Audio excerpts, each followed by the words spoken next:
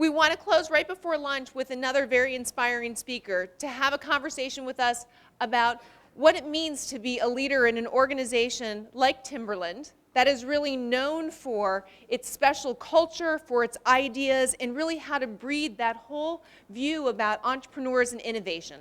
So the former CEO of Timberland, Jeffrey Swartz, is with us today and is going to just give some words about what we can do and what he has seen in the organizations that he's worked with. So thank you very much. Thanks a lot. Can I sit down? Oh, sure.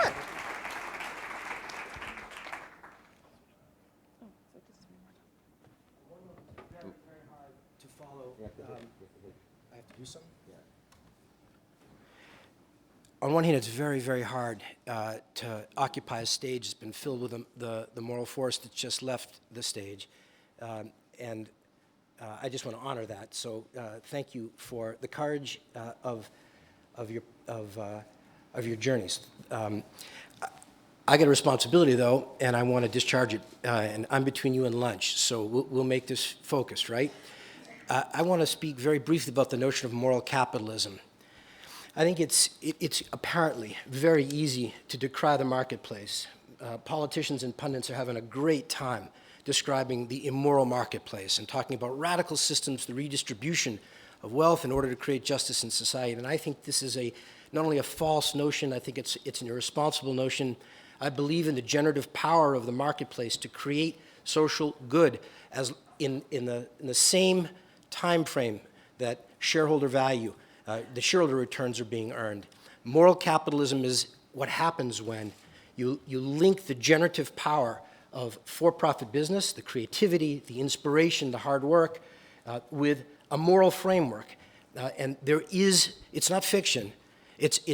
I want to speak briefly about the fact that it can be done, that you can put the two together, that you can align the creative genius of the market with positive social outcomes. Profit can be defined as the rent that's earned by shareholders and the rent that's paid to society for the capital that society advances to businesses.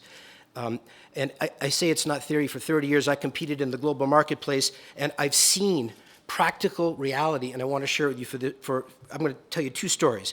And I'm going to assert that only by implanting the engine of moral capitalism within the bodywork of social justice can we hope to drive change in this world fast enough and far enough in order to create a really worthy civic reality, not ponderous, real, practical.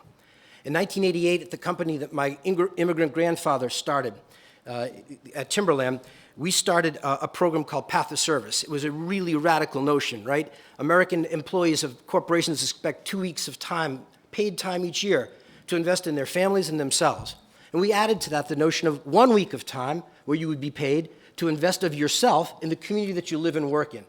And my competitors and Wall Street and our bankers said, he's crazy. And that's good, because nothing like a little bit of challenge to remind you. And maybe they're right, so we'll test it. Because in the real world, not in the political world where you get accountability in a very vague way over a period of a long time, CEOs in the retail business like me, we read our accountability every single morning when we look at the retail results. Consumers vote for your ideas, they say you're doing well or you're not doing well, and they hold you accountable for it. And so we decided we'd try Path of Service. 6,000 men and women Timberland in 85 countries around the world have invested hundreds of thousands of hours in citizen service in the communities they live and work in. It's not great for the movies about the ruthless exporter of jobs or the media notion of the CEO who has no home and no context at all. In fact, it turns out that every single one of Timberland's employees lives someplace in a community that they call home. And we asked our shareholders, as a publicly traded company, to pay our employees to do good deeds, to hug a tree and to save a whale. And people said it was daft, but it wasn't. And while it was really a radical notion when we started to do it, it's not hardly radical now. If you look across the spectrum of American business, you'll see that the notion of citizen service is built into big, respectable, for real businesses. Why? Because moral capitalism is not an illusion. It's a real possibility. It's a possibility of linking what's good for the shareholder with what's good for society. How does service do that? Service does that on two levels. Look, it's good for the corporation. How's it good for the corporation? Well, it's a really wonderful experience to be a titan of industry and to be sent out into the community and given a tool. Not many CEOs that I know are really good with tools, and then they say to you, you have to do something in a very short period of time, like you have to build a playground, or you have to renovate an urban space, or you have to fix up this daycare center. We have about 8 hours to do it. You don't have a lot of skill. You're being led by some 18-year-old AmeriCorps Corps member, but I'm a vice president, and they say, get to work, and you get to work, and at the end of the day, it's unbelievable. You think, wow, I actually am powerful. That's really the corporate, the bounce back. They come back into the walls of Timberland and feel, I'm powerful, I'm capable. This notion of personal accountability, this notion of collaborative problem solving. Companies like mine spend millions of dollars to get trainers to come in and tell us about the theory of corporate culture, how to work, or else you can go out in the community and serve, and it's an unbelievably easy lesson to learn. So it's really good for the corporate. It's good for our reputation. It attracts talent to the place. Is it good for the society that we live and work in? Sure. Look, we had a day some years ago in New Hampshire where we had a little marketplace in the morning. We invited NGOs from our community in Hampton, New Hampshire, a little town, to come and sort of bid for volunteer hours. And a woman came to me early in the morning, and you know that, it's so wonderful that the corporate CEO would have us, because we need volunteers, because the social network that the government guarantees actually has deep rents in it. Right, has deep holes in it. And so this is the Seacoast Hospice. And she said, government funding's been cut, and so we're not able to provide all the services we want. And the fact that your employees are going to do that is spectacular. She came to see me in the afternoon, and she said, I figured you out. I said, don't tell my wife, what'd you figure out? She said, you're a corporate scumbag. And I said, yep, that's true, what do you mean? She said, well, in the morning, your employees are volunteering to serve. In the afternoon, 6 of your employees have come to inquire about our services. So you're not really trying to save the world. You're trying to build up the hospice capability here in Hampton so that your employees will be taken care of. And I said, well, yeah, that's right. That's the idea of moral capitalism that says we have to be connected. The two have to be connected in order for it to be sustainable. It's good for the community in terms of the social impact I described. It's also good for the community in terms of the transfer of skill and capabilities that exist in the private sector. If you look at the best social entrepreneurs and the most powerful programs in America, so if you look at City Air, or you look at Share Our Strength, or you look at the Harlem Children's Zone, or you look at Teach for America, and you look behind the social entrepreneur, you'll find powerful for-profit business connected to the CEO founder of those organizations. Business capabilities make the so-called non-profit organization much more powerful, much more sustainable. So I ask you, if moral capitalism is not a theory but a reality, why doesn't a service benefit belong in the quid pro quo, the expectation that every single employee has from every single corporation? Now that's one question, and I'm running out of time, so I'll be really quick about the next one, because you know what's harder than figuring out a way to make service work? It's harder to get a consumer to care about a corporation's values. Jeff Hollander knows that. He's made his career trying to make that be real. How do you get paid for? How do you generate shareholder value? By doing the right thing. Timberland, our logo is a tree, right? We make products for the outdoors. Check. So it makes some sense that environmental stewardship be part of our business practice, right? Because, you know, if there ain't no outdoors, ain't nobody going to buy our hiking boots, right? So it'd be a good idea, because I'm a corporate scumbag. All I want to do is sell you something. And by the way, I'll use any trick I can think of to sell you something. I need to spin straw into gold. I got to do it every 90 days, and I need to get consumers to understand that. And for all the good things we did, human dignity in the value chain, transparent engagement with stakeholders, citizen service, and environmental stewardship, our consumers couldn't have cared less. They didn't know what we were doing, and they didn't value it. But then we decided to look through the frame of moral capitalism and have a conversation with consumers about a hiking boot. What if you made a hiking boot that was the highest performance, most beautiful looking product on earth, and you made it out of recycled material? You found a way to take car tires out of the landfill and turn it into the rubber on the bottom. You took those water bottles, which I still say with deep respect, I don't know why you have on the table in front of you. This is New York City, and you could drink the tap water. We don't need those damn plastic bottles. Yep, great. So in the meantime, we found a way to turn those plastic bottles into laces for your boots. And so everybody's, he's a tree hugger. No, I'm not, baby. I'm a capitalist. I'm a moral capitalist. And you know what? Recycled laces and recycled soles cost less. Don't tell my competitors, because our margins went up. They looked at Earthkeeper boots, said, great looking product, high performance product, cheaper stuff. This is really cool. I'll have one of those. And when they came to the cash and wrap, when they came to the end of the day in 85 countries around the world, we ripped off McDonald's, and we said to them, would you like fries with that boot? No, we didn't say that. We said, would you like a tree with that boot? And they looked at us like, I beg your pardon? And they said, what would you think if we planted a tree And so they said, well, what do you want me to pay something? No. We just want to know, would you like us to plant a tree in your name in a place that has been deforested somewhere in the world?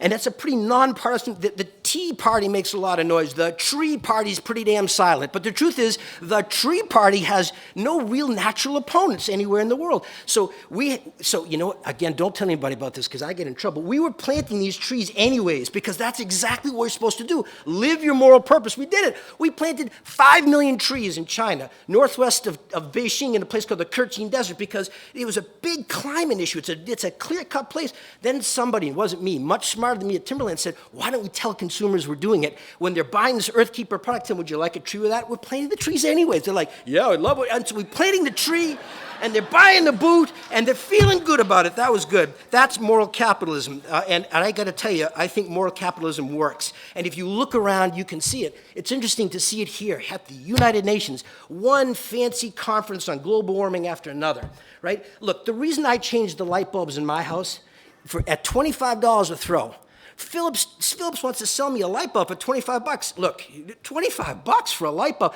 Well, it will make America energy independent. That's an interesting foreign policy speech, but it's my $25. Why am I changing the damn light bulb? Because, well, yes, it does reduce my carbon emissions, but it also saves me money. And so Philips is making a profit selling me a light bulb that's lowering my energy use, that's paying back for me as a consumer. And so, you know, I'm interested in the speeches about global warming, sort of. One day, somebody will take a vote, and they'll decide it is or it isn't real. In the meantime, change the light bulb. What's the downside in changing the light bulb, right?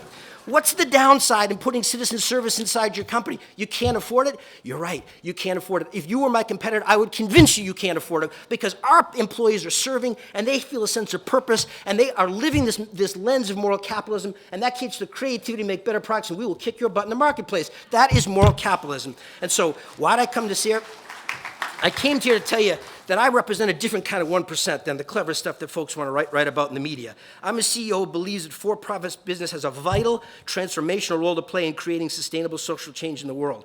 Unlike the rageful or the rantings and the chantings, I represent the 1% who accept the challenge to build moral capitalism, to create the civic framework that will guide the generative genius of the private sector to create sustainable profits, which means shareholder returns and social returns. It's too easy to say it can't be done, because then it's somebody else's problem. Then you can say, well, that's not me to do. I got nothing to do. I'm small. I can't change the world. Yes, you can. You're a consumer, and most of you are powerful business leaders. Some of you are powerful business leaders. So please, one quick city year story, and then I'm off the stage, and you can eat lunch. Here's the story. There was this, and I'm going fast because I got a flash from the front seats that go fast. All right, ready?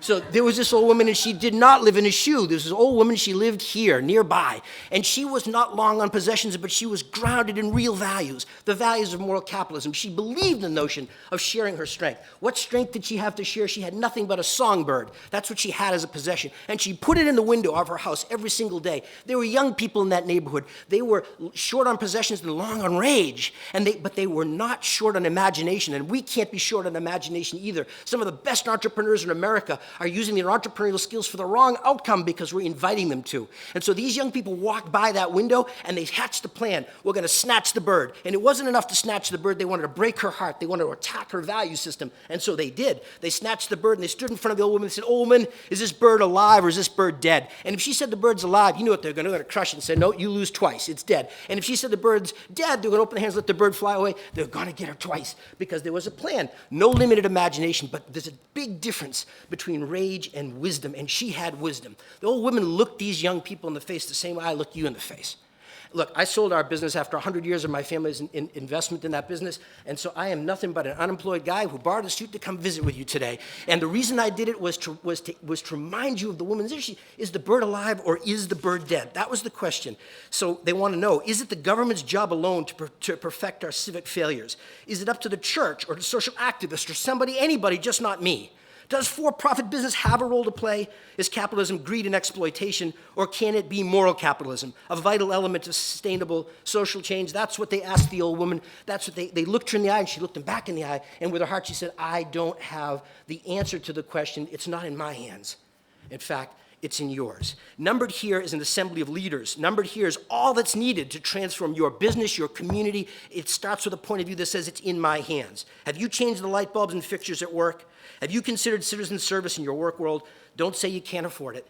We can't not afford to repair the rents that exist in the world around us, and it's nobody else's job but ours. Numbered here, residing in your hands, is the power to bring moral capitalism alive, to make the quarter and to feed the hungry, to build your business and to clothe the naked. Is moral capitalism a theory or a wave ready to wash away the polluted rhetoric that divides our great country in these days? The old man was right. The answer's not with me. The answer's in your hands.